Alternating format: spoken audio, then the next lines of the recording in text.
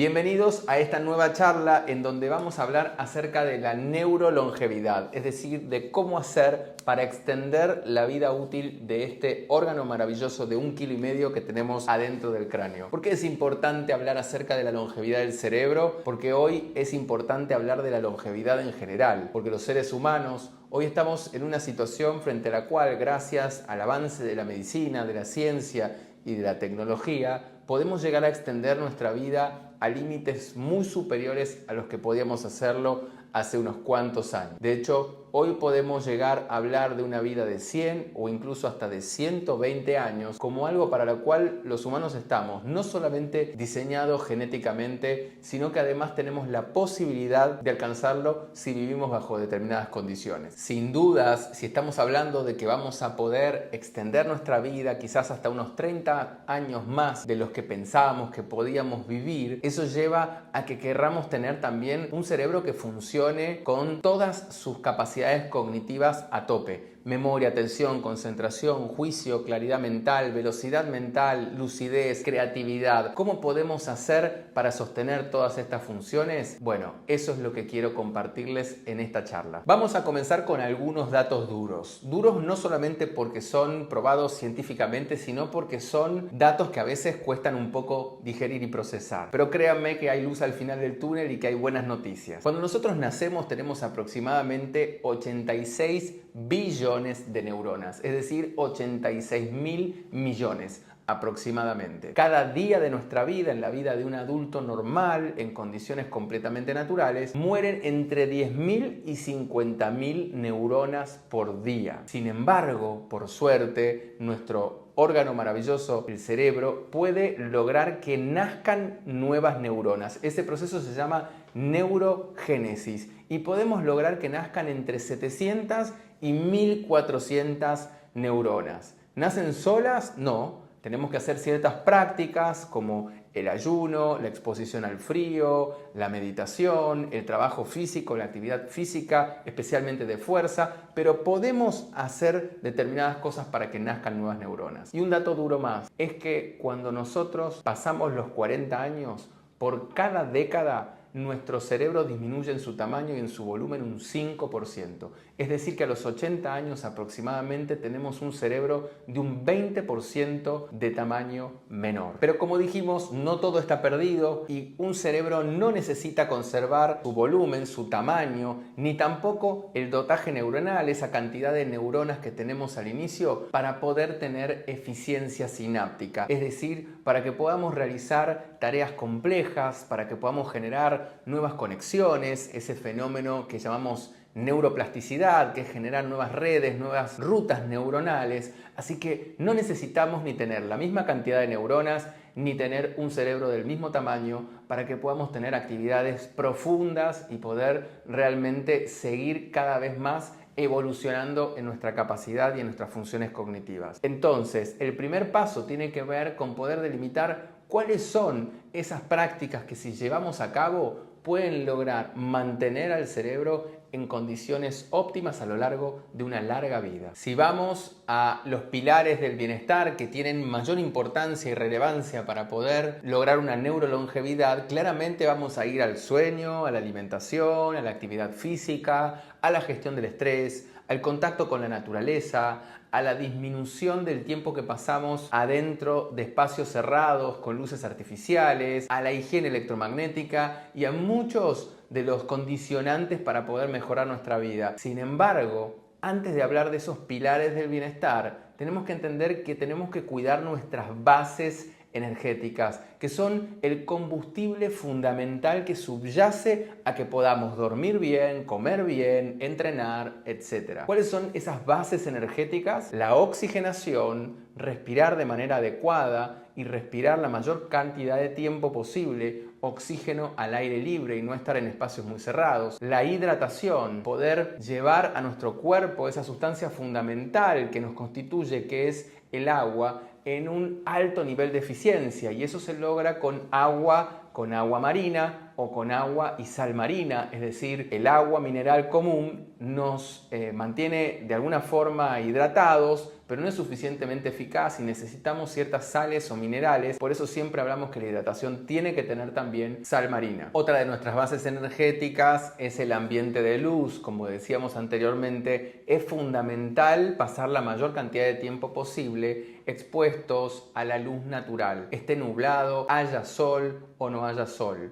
Cuanto nosotros más nos alejamos de la naturaleza, más nos alejamos del entorno para el cual estamos diseñados como seres humanos, y eso claramente nos va debilitando. Por eso realizar prácticas como el grounding o el earthing, que significa pisar descalzo pasto, tierra o arena, son de los actos más maravillosos para poder mantener el poder antiinflamatorio que nos brinda la naturaleza misma. Ese intercambio eléctrico va a permitir que de alguna forma recibamos infinidad de beneficios en nuestra salud, mejorando nuestro sueño, nuestro estado de ánimo, nuestra regulación del estrés y de nuestro sistema nervioso. Finalmente, otra de nuestras bases energéticas son los hábitos de higiene electromagnética. Hoy vivimos rodeados de tecnología y tenemos una creación de dispositivos realmente inmensa, con lo cual el electromagnetismo que proviene de fuentes artificiales no nativas, como los dispositivos, los teléfonos, las computadoras, el Bluetooth, el Wi-Fi, el 5G, los cables que rodean nuestros edificios y nuestras casas, tenemos que saber gestionar y tener buenos hábitos de higiene electromagnética. Estos hábitos incluyen prácticas como la de evitar cargar un celular y tenerlo en la mano, estar a unos 40 centímetros de distancia cuando están justamente cargándose estos dispositivos, teléfonos, computadoras, alejar nuestro cabezal de la cama si es que tenemos un enchufe cerca de nuestra cabeza para poder descansar bien, disminuir el impacto que tiene todo este electromagnetismo artificial, calibrando nuevamente con el voltaje que nos brinda la naturaleza, y pisar pasto, tierra o arena, como nombraba hace unos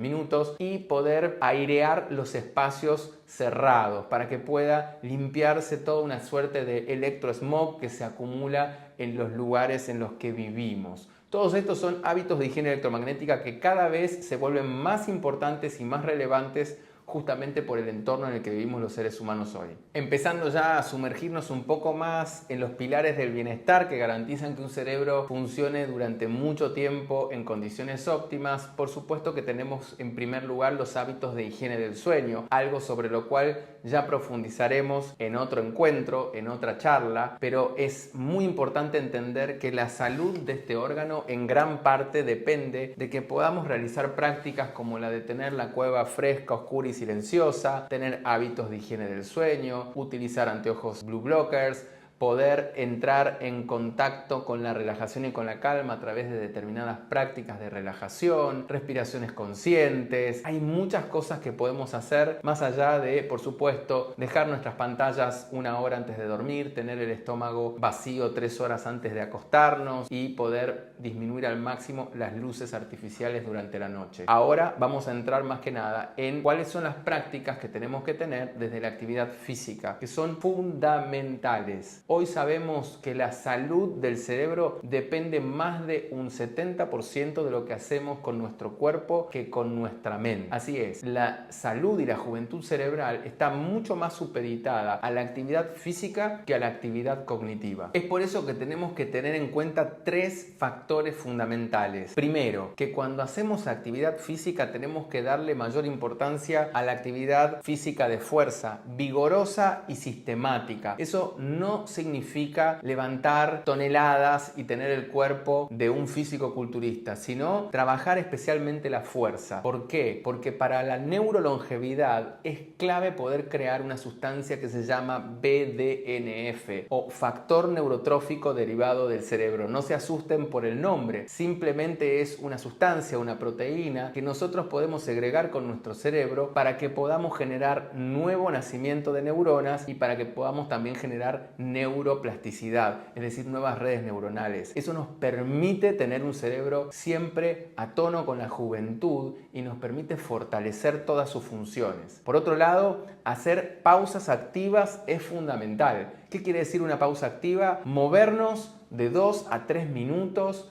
cada 1 hora o 1 hora y media. Porque más allá de que todos los días o que 3 veces por semana vayas a entrenar, si vas a estar luego 5 o 7 horas sentado en una silla, vas a ser un sedentario que entrena. Es muy importante hacer ciertas prácticas de cierta intensidad, por lo menos 2 o 3 minutos cada 1 hora. ¿Y qué podemos hacer? Podemos hacer push-ups, es decir, lagartijas, podemos hacer sentadillas en un espacio muy pequeño, podemos saltar una soga imaginaria, podemos simplemente sacudir nuestro cuerpo, rebotar. Hay un montón de movimientos que podemos hacer y que pueden generar nuevamente el flujo sanguíneo, mejorar la oxigenación del cerebro, regenerar la energía y sostenerla a lo largo del día para no terminar el día como un limón exprimido, sin energía, y eso requiere que hagamos movimiento cada determinada cantidad de tiempo. Y por último, hay que prestarle atención a un factor que es el de movernos y hacer todo tipo de actividad física que no es necesariamente un ejercicio. Pasear más a nuestras mascotas, caminar de un lado a otro o andar en bicicleta mucho más que en auto o en motocicletas, poder utilizar más las escaleras que los ascensores, bajarnos antes en la parada de un colectivo. Todo eso va ayudando a que estemos la mayor parte del día en movimiento, que es para lo que realmente estamos diseñados los seres humanos. Vamos ahora al pilar de la alimentación. Nosotros tenemos que lograr transformar a la comida en nuestra propia medicina porque somos lo que comemos. Estas son frases de Hipócrates. Es muy importante entender que para tener un cerebro que funcione bien y que dure mucho tiempo, tenemos que darle el mejor combustible, la mejor sustancia alimentaria, y eso es la comida real, todo aquello que nos provee la naturaleza. Podés hacer una dieta keto, low carb, paleo, mediterránea, cualquiera de esos estilos alimentarios puede ser adecuado a tu bioindividualidad. Sin embargo, en lo que todos los estilos alimentarios saludables están de acuerdo es que tenemos que disminuir al máximo el consumo de ultraprocesados, que son todos aquellos elementos comestibles, porque no son alimentos, sino que son productos comestibles que tienen más de 5 ingredientes y usualmente vienen en paquetes. Que tenemos que restringir también al máximo azúcar, que tenemos que restringir al máximo edulcorantes y que tenemos que restringir al máximo las harinas refinadas. Y hay un factor más que es importante tener en cuenta. Los aceites vegetales que vienen de semillas, como los aceites de maíz, girasol, soya y canola, que buscaron ser el sustituto de las grasas animales, hoy sabemos que son altamente proinflamatorias. Actualmente nos conducen a padecer una gran cantidad de enfermedades. Y no podemos hablar de alimentación y dejar de lado un concepto fundamental que es el del ayuno, que está en tendencia en la conversación en salud en los últimos años. Está probado que todos nosotros deberíamos pasar al menos 12 horas con el estómago completamente vacío cada día. Eso se llama reposo digestivo básico y es el ayuno que todos los seres humanos en condición de salud podemos realizar. Cuando ya pasamos los 12, 14, 16 o 18 horas, ya estamos hablando de ese ayuno intermitente del que seguramente escuchaste hablar. Tiene muchas funciones, entre ellas, como les dije al principio, también promueve el nacimiento de nuevas neuronas. Entonces, es una práctica completamente ligada a la neurolongevidad. Hoy sabemos que todos podemos realizar en condiciones de salud ese tipo de ayunos, lo podemos hacer de distintas formas acorde a las necesidades de tu sexo, de tu edad y de lo que te diga tu médico según las condiciones clínicas a las que estás viviendo hoy. Así que la práctica del ayuno es realmente una excelente técnica para mantener la neurolongevidad. Pero no todo reside en lo que podemos hacer con nuestro cuerpo y en cómo esto afecta nuestra biología cerebral, sino que si queremos tener un cerebro que realmente se mantenga con sus funciones a tope, tenemos que hacer determinadas cosas con nuestra mente, con nuestro software. Es muy importante entender un concepto que es el de reserva cognitiva. La reserva cognitiva es una suerte de crédito que podemos ir teniendo en nuestro cerebro cuando lo que hacemos es entrenar habilidades que son las que usualmente se pierden en las demencias y en las enfermedades neurodegenerativas. Por ejemplo, vamos perdiendo memoria, por ejemplo, vamos perdiendo memoria visual, auditiva, vamos perdiendo vocabulario.